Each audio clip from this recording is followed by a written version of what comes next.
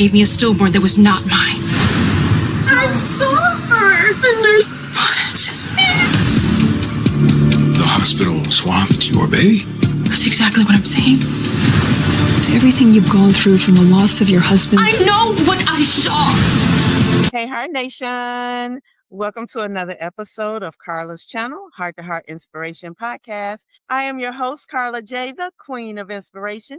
And today you are going to be inspired by another awesome guest. Today we have Miss Nicole Sconiers. She is a screenwriter from Los Angeles. Woo woo.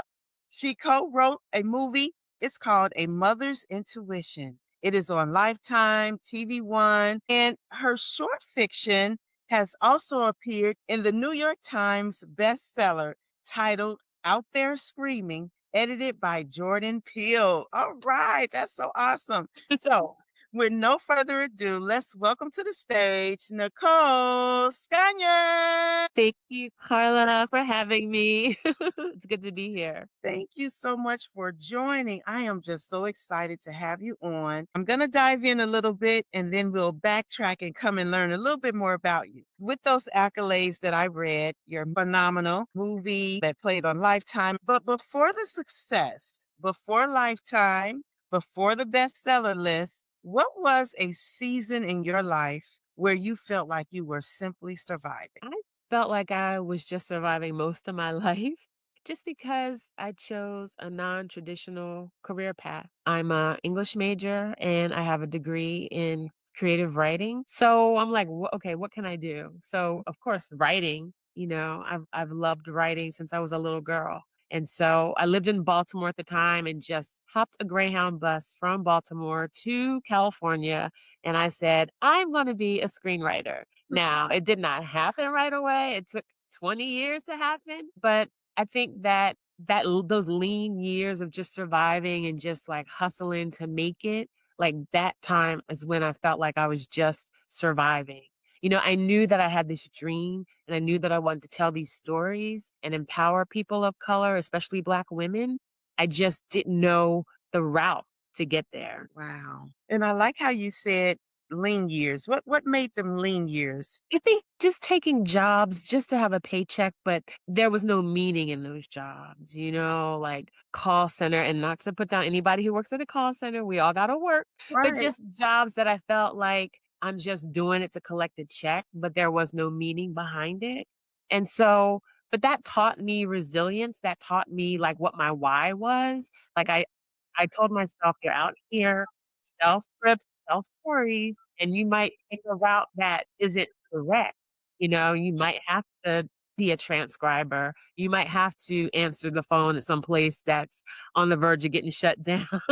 But you know what your goal is, you know what your why is, and just keep working. I love that. And I know someone needs to hear that right now. That was very powerful because we do have to work. The reality is we have to work to pay for rent so that, as my mom says, to keep us living indoors. Yes, indoors. Was there a moment when you almost gave up on your writing? Absolutely. I want to say about 10 years ago, my mom got sick. She was diagnosed with cancer and I was living in LA and she was living on the East Coast. And as soon as she told me that she needed to go through treatment, I knew that she needed somebody to walk with her. And I said, I'm going to be there. She didn't ask me to do it. But as soon as she told me her diagnosis, I was like, quit my job, packed up my apartment, and moved back to the East Coast because I wanted to be there for her. She went through her cancer journey. And so, but at that time that I was helping her, I just was not writing or doing anything creatively.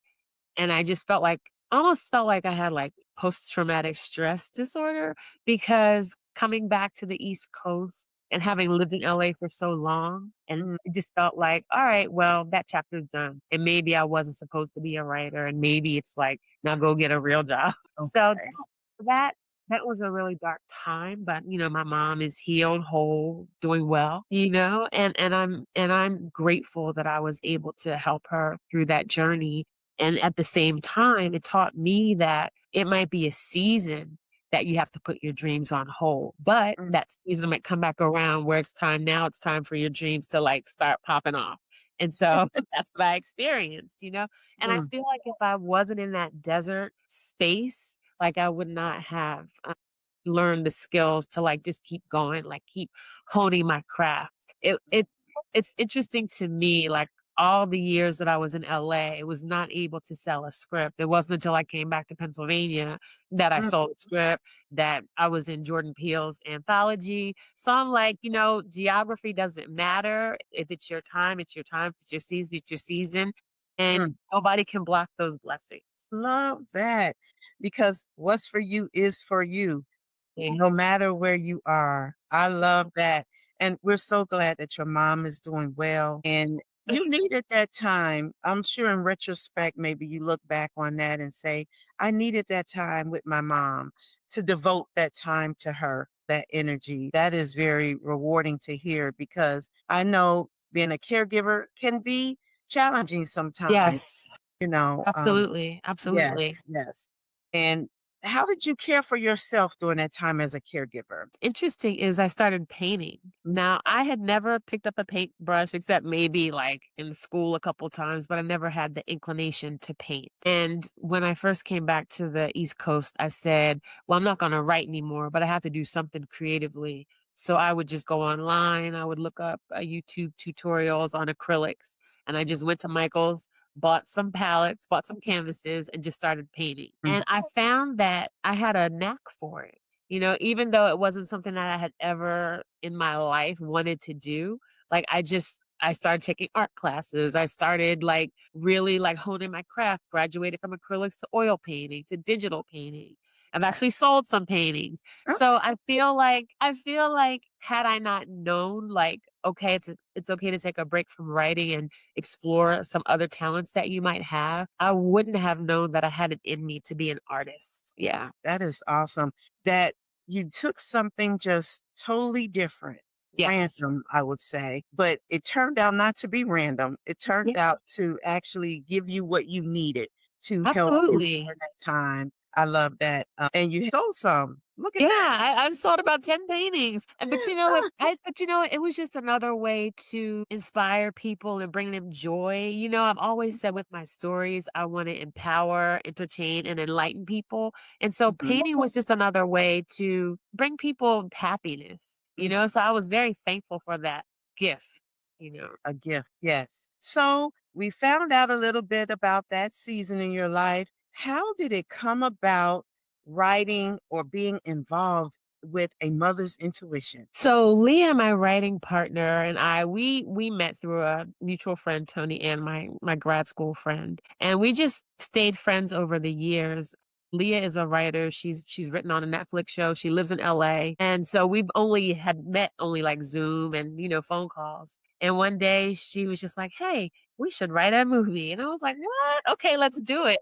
Not the time. This was around 2021, and at the time, COVID, pandemic, lockdowns, and all that stuff, and I had contracted COVID pneumonia, so I was in the hospital for, like, almost a week, and when I got out, I just wanted to live, and I just wanted to really express myself through writing, like, in such a major way. So at that time, like, Leah had asked me to work with her on the screenplay, and so that's how that came about. We chose, the topic of, maternal mortality rates because we call ourselves artivists, so we like to incorporate activism in our art. We like to That. explore social justice Mhm, issues through, the written word, not to be preachy, but to explore different things that we face, like mhm, disparities in healthcare. And so that's how Mother's Intuition came about. We wanted to examine what it's like for Black women to not be believed, to not feel seen by, your healthcare provider. mhm. I love that. Actually, me and my grandson watched the movie. It is great, you all. I encourage everyone to look at it. At the end of this, I'm going to show a clip from it, the trailer of it. But there's a scene in there, and it actually has some of those statistics that you're talking about. And my grandson actually paused it and said, "Grandma, did you read that?" I am a doula as well. And maternal mortality rates are very alarming to me, as a doula, as a Black woman, as a nurse. So I'm always advocating for women, in Yeah. general. because it affects all of us. I love the term that you're saying, artivist. You're an activism combining with your art. I love that. My grandson wanted to know what made her write that movie. Yeah, that was just to shed light. Around that time too, there was a major case where a Black woman went into labor. She went to the hospital and she died. And Mhm. her husband was saying that either they misread the symptoms or something, but that case was not like unique. Like there you hear all the time about Black women going to the hospital, not being believed or sent home and so we were like, wow, this seems like it could be like an epidemic. Let's shed some awareness on this. Right. It's good. A great movie. Mm. Did you have any say so on the actors? Because we see that Tamar Braxton is in it. Yeah, yeah. Denise So Blake, if I don't know how to Bouquet, I love Denise Bouquet. say, She's a yeah. wonderful actress. Unfortunately, as writers, you basically hand off the project. Like, Okay. unless you're a producer or an executive producer, you don't really have a say in casting. Yeah. Well, thank you for that nugget. I didn't know that. Yeah, yeah. But one day when I'm a producer, executive producer, then I can have the say so in my staff and my cast, talent, all that. Yes, it was good. They did a great job. It really Yeah, I was. think they really did. Yes. So, what message do you hope would walk away with women and people in general will walk away with after watching that film? Think that if something doesn't feel right, to investigate that, to always believe in yourself, to always trust your gut, you know? And if you have an issue with your doctor, it's okay to get another doctor, Yes, get another yes, opinion, yes. go where you are celebrated, not tolerated. Yes, that's so true. And I do hope that that resonate with people. And so you did that film and it's great. And how did this opportunity of working with Jordan Peele come about with Out There Screaming, New York Times bestseller? Yeah. That came about in an interesting way too. 2021, the year that I was in the hospital with COVID, came Mm. out, and that very same week that I came out, I got a call for submissions from a publisher, John Joseph Adams. He publishes Nightmare and also Lightspeed magazines. And he put out a call for submissions for short fiction. And so I submitted the short story and he published it. And I would just send him stories to publish. Well, a year later, he contacted me and it's like, hey, I'm working on this major anthology of Black horror. Are you interested? Mm. Now, at first, and I didn't know anything about the project, so I'm like, "Of course." So, didn't know who was attached to or anything. So, once he sent me over the email and I saw Jordan Peele's name, I, like, ran through the house shouting like, "What, are you kidding me?" So, yeah, that was just a high point, a really high point in my career. I love that. But I And will say, Carla, it came about not that I was seeking it, but I was really putting myself out there as a writer. A lot of times we deal with so much rejection in this industry that it's so easy to say when you get rejections, well, I'm not good enough. I'm not going to, keep getting my feelings hurt. But that experience taught me to just keep submitting. And that's what I was doing. I was just writing and submitting. And some people would say, no, it's not for us. They would pass on it. And sometimes I would get published. But it was just I guess that resilience to just keep putting myself out there, that I caught the attention of John Joseph Adams, and he remembered me like a year later when this anthology came to him to invite me to submit. that is really worth mentioning. And when you say put myself out there, today I think it's so easy to depend on AI or to depend on social media. What type of steps does that include, putting yourself out there? Is that manual submissions? What does that look like? Oh, I don't use AI when I write, and no hate to people who do, but when I putting myself out there means I'll just sit with the story, I'll get it as tight as I can, and I'll submit it.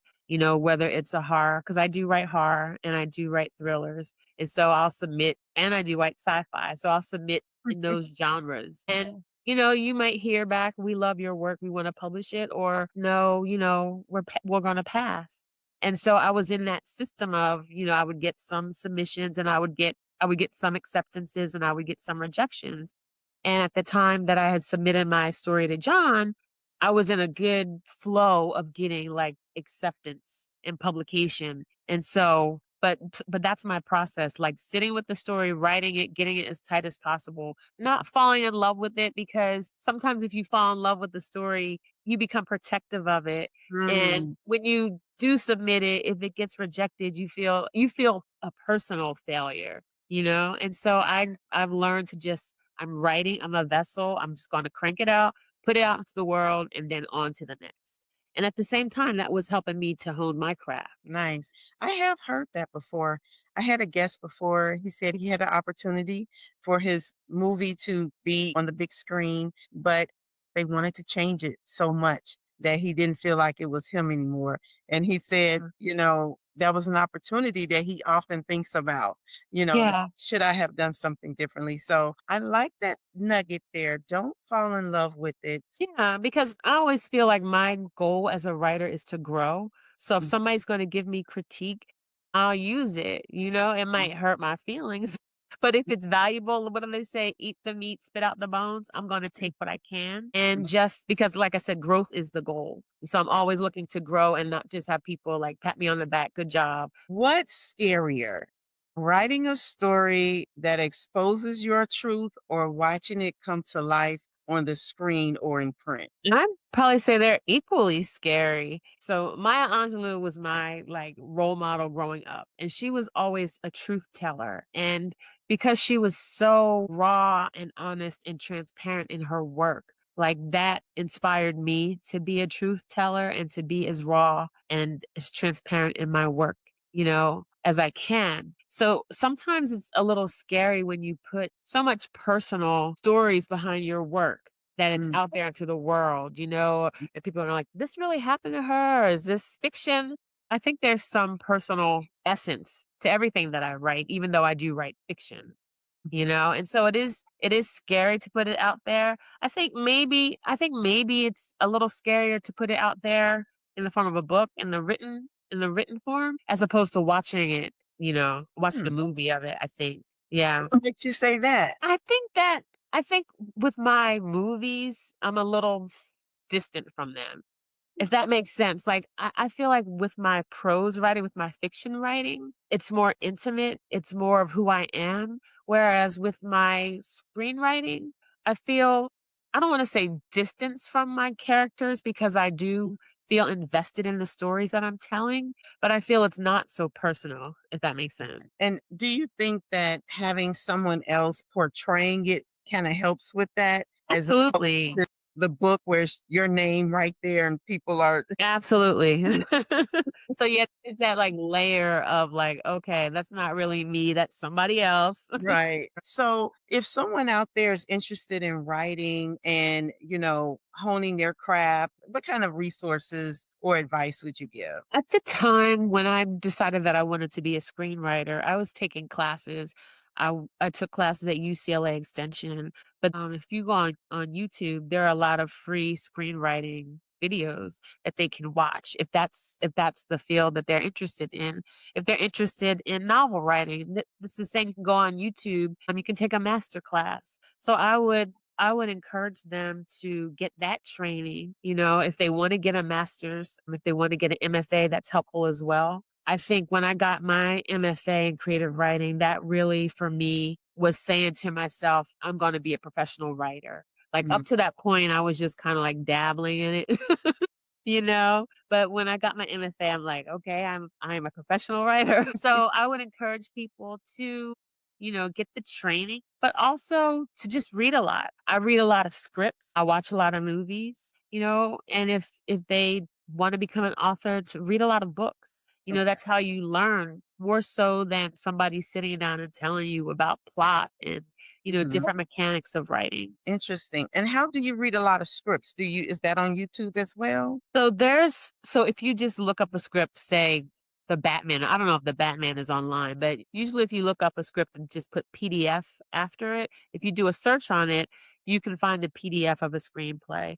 I think it's still in business, but there's Drew Scriptorama. There are a couple of different sites that host free screenplays that you can download or read on the site. And What? so I just read screenplays, and I'm able to see how that writer like expressed himself, and I'm like, okay, I can use that, or that's an interesting way of creating a storyline. Wow. Never knew that. Thank you for sharing. Yeah. So I know someone will be utilizing that, to further themselves in what they want to do with their writing. If you could sit down with the younger version of yourself who was doubting your future and experiencing that dark time, what would you tell her today? I would tell her to keep going.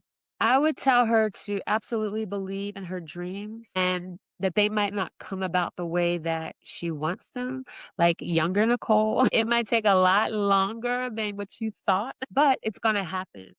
Just keep walking that path, just keep believing in yourself, and always remember what your why is. Like for the longest time, I don't think I had a why I was doing it. I think actually I did. When I first moved from Baltimore to California, I wanted to be famous, I was like, I want to sell a script. I want to be famous. And so that was my why.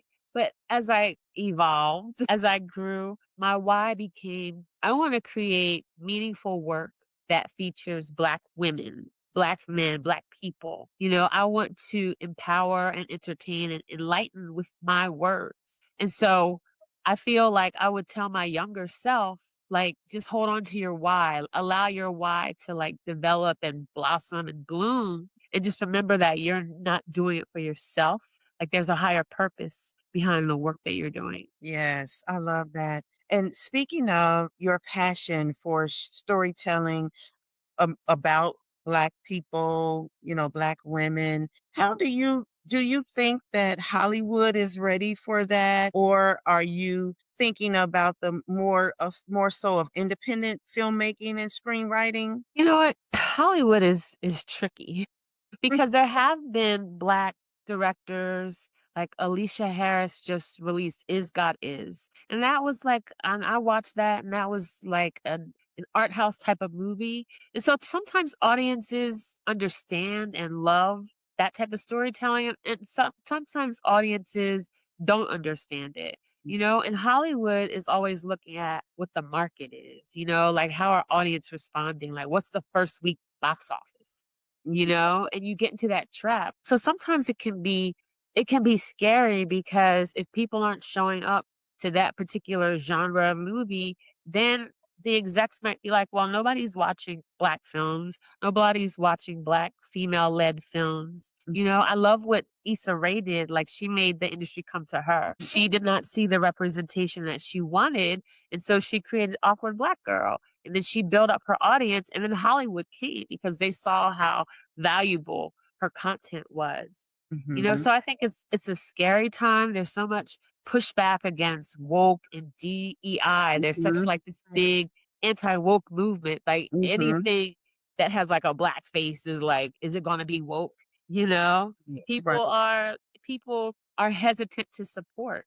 But I don't think that filmmakers should modify their dreams to make people comfortable. Like I write what's in my heart. I write what feels true to me. And I feel like it might be hard to get in front of certain people, but I'm going to do my best to like get it out into the world Yes, and yes. and not change it, so people can feel comfortable. Right, right. I really do like how you said that.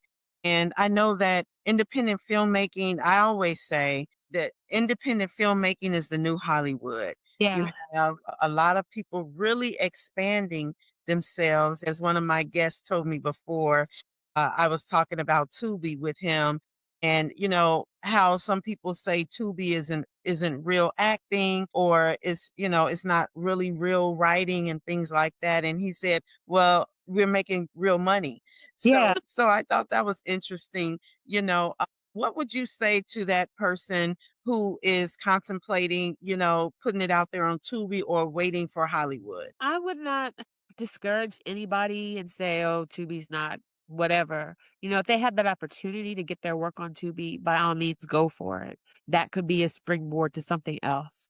Like, don't turn down an opportunity just because you feel like it's not as mainstream as like Netflix or Hulu. You know, Tubi's got a lot of people watch Tubi, you know? And so that's visibility for your project. So if you have that opportunity to get your work on that, you know, on Tubi, then go for it. You just Yeah, never you know. know what I mean? Somebody's always watching you, and that's so Yes. awesome to see. I know for myself, sometimes I may second guess myself and say, "Oh, I'm too old for this," or "My time has passed." But as I look around at Yeah. inspiring people in the industry now, we're the same age. This is so inspiring to see that we still have a place in this industry.